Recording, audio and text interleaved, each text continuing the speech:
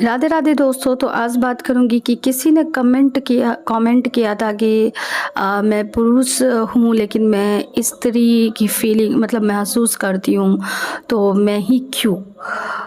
तो इसका आंसर मैं ही क्यों,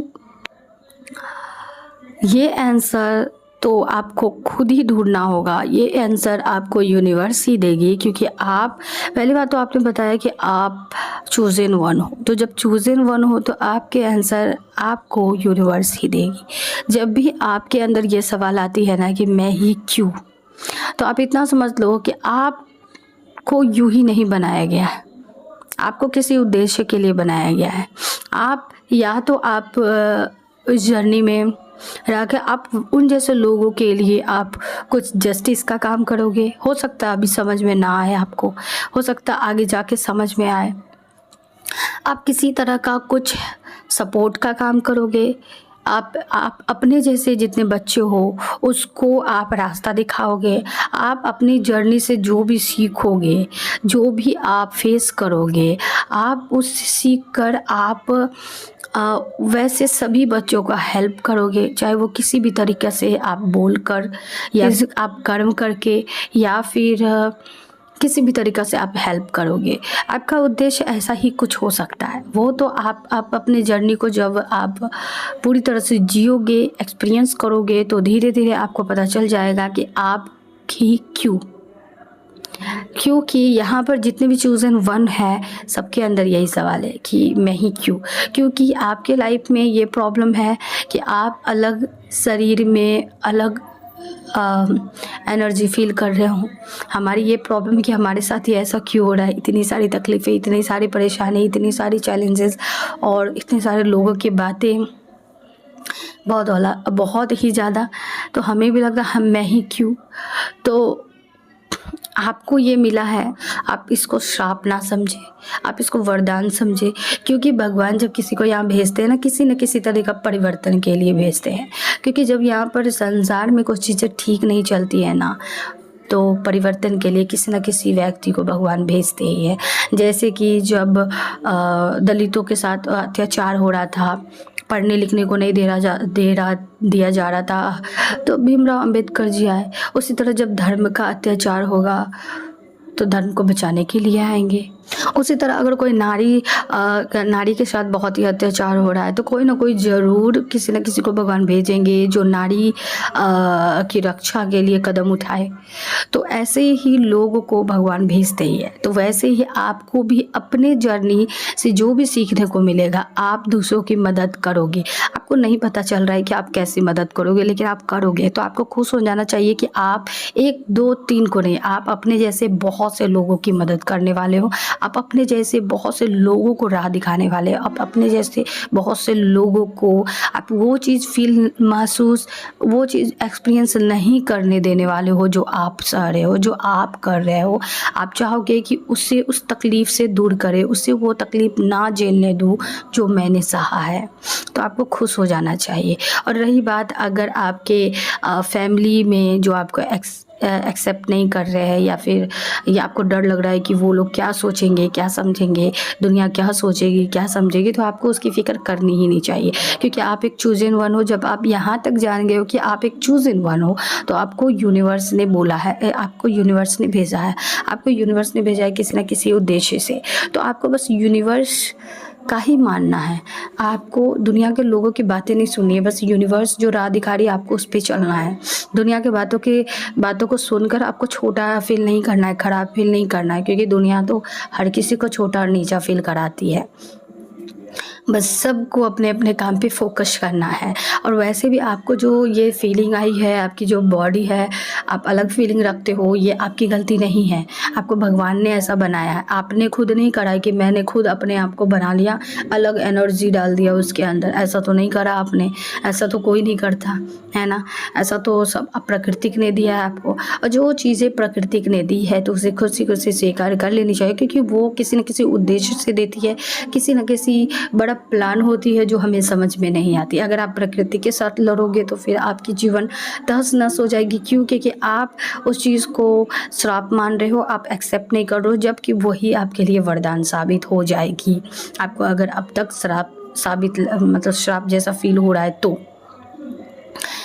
क्योंकि आपकी इसमें कोई गलती नहीं है, आपने अपने आप को नहीं गढ़ा है। वैसे भी हम सब आत्मा ही है, कोई यहाँ पर इंसान नहीं है। ये जो है, अगर रियलिटी की बात करें तो हम सब आत्मा है, सब। और आत्मा की कोई लिंग नहीं होती है कि स्त्रीलिंग पुल्लिंग नहीं होती है, ठीक है। उसी तरह आप भी एक सोल हो, आपकी कोई स्त्रीलिंग पुल्लिंग नहीं है। आपके अंदर से फीलिंग अलग है, आपकी बॉडी से आत्मा का कोई लेना देना नहीं है। आत्मा कोई स्त्रीलिंग कोई पुल्लिंग नहीं होती है, ये तो लोगों ने बना रखी है। सेम बाहर के शरीर के ढांचे के देखने के अनुसार लोगों ने तौर तरीके बता दिए हैं कि तुम लड़की हो तो तुम ऐसे रहना है, तुम लड़के हो तो ऐसे रहना है। नहीं, फीलिंग दोनों की वैसी ही होती है। दोनों ही किसी के ताने नहीं सुनना चाहते हैं, दोनों ही आज़ाद रहना चाहते हैं, दोनों ही खुश रहना चाहते हैं, दोनों ही। क्योंकि हम सभी सोल हैं। बॉडी अलग अलग डिजाइन होने से क्या होता है, हर कोई अपने हिसाब से काम करना चाहता है, अपनी खुशी के लिए काम करना चाहता है। लेकिन लोगों ने यहाँ शरीर के अनुसार बहुत सारी चीज़ों पे पाबंदियाँ लगा रखी है, बहुत सारी चीज़ों पे। वो उनकी नज़रिया है, वो उनकी सोच है, वो उनकी बुद्धि है।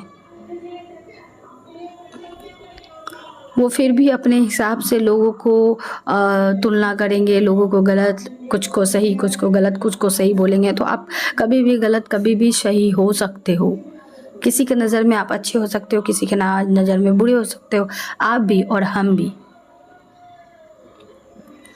पहली बात तो ये है कि आप ही क्यों, आप स्पिरिचुअल जर्नी में जियो, आप मेडिटेशन करो, मार्ग मांगो यूनिवर्स से कि मैं ही क्यों, मुझे मार्ग दिखाए। आखिरकार ये सारी जर्नी, जो सारी चीज़ें मेरे साथ हो रही है, मैं फेस कर रही हूँ, इस जर्नी का मतलब क्या है, इस जर्नी को जीने का मतलब क्या है। क्या ठोकरें खाना है, क्या लोगों के ताने सुनना है, या फिर मुझे दर दर भटकना है, क्या है मेरा उद्देश्य, क्या काम करना है मुझे, कैसे मैं किसी को क्या करूँगी इस लाइफ में।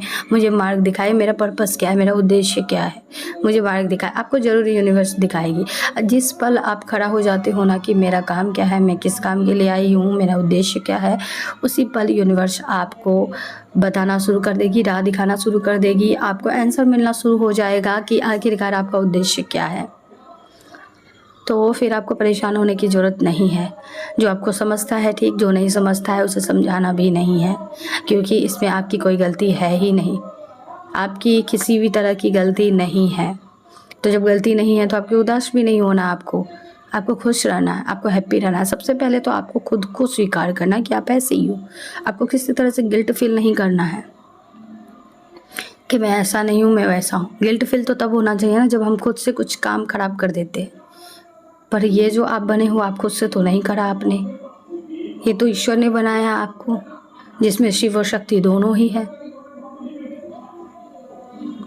तो फिर जो चीज़ें आपने नहीं बनाया तो आपको गिल्ट भी नहीं होनी चाहिए उसके लिए कि मैं ऐसी क्यों, मैं वैसी क्यों, मेरे अंदर ऐसा क्यों, वैसा क्यों। कि आपको गिल्ट इसलिए हो रहा है क्योंकि आप दूसरों की उम्मीदें पे खरा उतरना चाह रहे हो, क्योंकि आप सोच रहे हो कि सामने वाला क्या सोचेगा, क्योंकि आप सोच रहे हो कि आपके फैमिली या आपके जो भी है लोग आस पड़ोस जो भी होंगे, आपको डर लग रहा है कि वो क्या जज करेंगे, वो क्या सोचेंगे, ऐसा। तो आपको इसलिए डर लग रहा है ना कि क्योंकि आप दूसरों के बारे में सोच रहे हो, लेकिन आपको दूसरे के बारे में नहीं सोच रहा है। आपको सिर्फ और सिर्फ खुद के बारे में सोच रहा है, और आपको खुद के जैसे लोगों के बारे में सोच रहा है। और यूनिवर्स जो गाइड कर रही है, जो आपको मार्ग दिखा रही है, सिर्फ उसे फॉलो करना, शांत रहना है, चुप रहना है बस। किसी से कोई लेना देना नहीं, जो बात करे करे, ना करे ना करे। क्योंकि आपको पता होना चाहिए कि आपकी कोई गलती नहीं है। जो चीज़ें आपने करी ही नहीं, आप उससे दुख की तरह, श्राप की तरह आप इस तरह से क्यों अपने जीवन को भोगेंगे कि आपने गलती करी है। वो आपकी गलती नहीं है, वो प्रकृति ने आपको दी है। अब प्रकृति कुछ भी बिना ऐसे सोचे समझे नहीं देती है। वो जो भी देती है कुछ ना कुछ सोच कर ही देती है, कुछ ना कुछ बड़ा, कुछ ना कुछ अच्छा, दूसरों के लिए, आपके लिए। तो इसलिए प्रकृति के साथ तालमेल बैठा कर चले, विरोध में ना चले। प्रकृति की धारा में अगर नहीं चलेंगे तो ये दुनिया, ये लोग वैसे भी खा जाएगी, वैसे भी आपको तोड़ देगी। कान में वो बोलते हैं ना, ठेपी लगा लो और अपना सिर्फ काम करो, तो बस वही है। कान में आप ठेपी लगा लो और सिर्फ भगवान का नाम लो। आपका तरीका जो भी हो, मैंने कई बार बोला है, चाहे ध्यान हो, भजन हो, नाम जप हो, शांति से बैठना हो, आपका तरीका जो भी हो, आप जैसे कनेक्ट हो सकते हो उनसे वैसे कनेक्ट हो जाए। खामोशी में तो खामोशी में ही सही, आप अपने क्वेश्चन को पूछो, आंसर मिलेगा। क्योंकि वो प्रकृति ने ही आपको भेजा है तो वही जवाब देगी। और आप अपनी जर्नी में जो जो फेस कर रहे हो, एक दिन आप इस लायक बनोगे कि आप दूसरे को, अपने जैसे कई को फेस नहीं करने दोगे। ऐसा ही कुछ उद्देश्य होगा। क्योंकि जो इंसान जो चीज़ फेस करता है ना, उसको उससे क्यों गुजारा जाता है? इसलिए गुजारा जाता है ताकि वो इस चीज़ को सीखे, समझे और आगे दूसरों को काम आए। और दूसरे एक दो नहीं, कईयों को काम आए। किसी ने गरीबी देखी है तो वो बहुत कोशिश करता है कि मैं इतना अमीर बन जाऊँ, और जब वो इस कोशिश में लग जाता है कि वो दूसरे का भी जन कल्याण का काम करे, तो पूरी ब्रह्मांड भी उसके साथ रहती है। कोई इंसान अगर धर्म का साथ देना चाहता है और धर्म सत्य के साथ लड़ाई शुरू करता है तो वो जीतता है, ब्रह्मांड उसका साथ देती है। उसी तरह किसी के माता पिता या कोई सदस्य या वो खुद बीमारी से बहुत ही ज़्यादा पीड़ित रहा हो, पैसे की तंगी देखा हो, या माता पिता कोई मर गए हो बीमारी से, तो आप देखोगे कि उस जर्नी को इतनी गहराई से वो फील करता है, इतने एक्सपीरियंस करा रहता है ना, इतने दुख झेले रहते हैं कि वो आगे जाके सोचता है अब किसी के साथ नहीं होना चाहिए। वो जितना हो सके उतना हेल्प करेगा लोगों की। कोई कैंसर से किसी के घर में मर गया है तो अगले जितने भी पेशेंट होंगे ना कैंसर की, वो उसकी किसी भी तरह से हेल्प करेगा, छोटा तो छोटा, बड़ा तो बड़ा।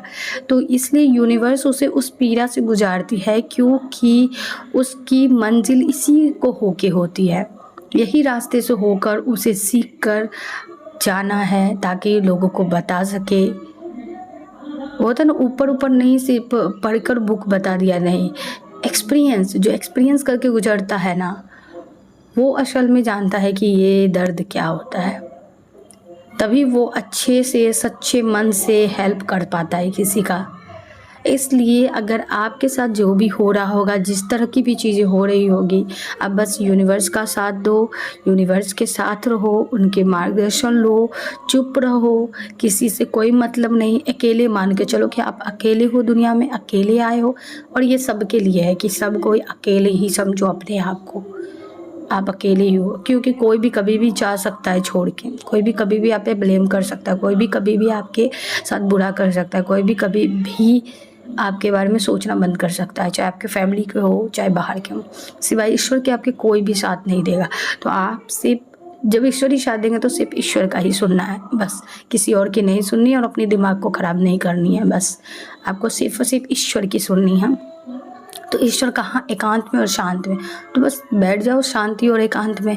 धीरे धीरे धीरे आपके विचार कम हो जाएंगे, आप शांत होने लगेंगे। एक बाइक से तो होगा नहीं, लेकिन धीरे धीरे हो जाएंगे। और धीरे धीरे आप मार्गदर्शन मांगते रहो, आपको दिशा भी दिखेगी, रास्ता भी दिखेगी, और आप किस लिए आए हो, आप क्यों आए हो, आपको सब पता चल जाएगा।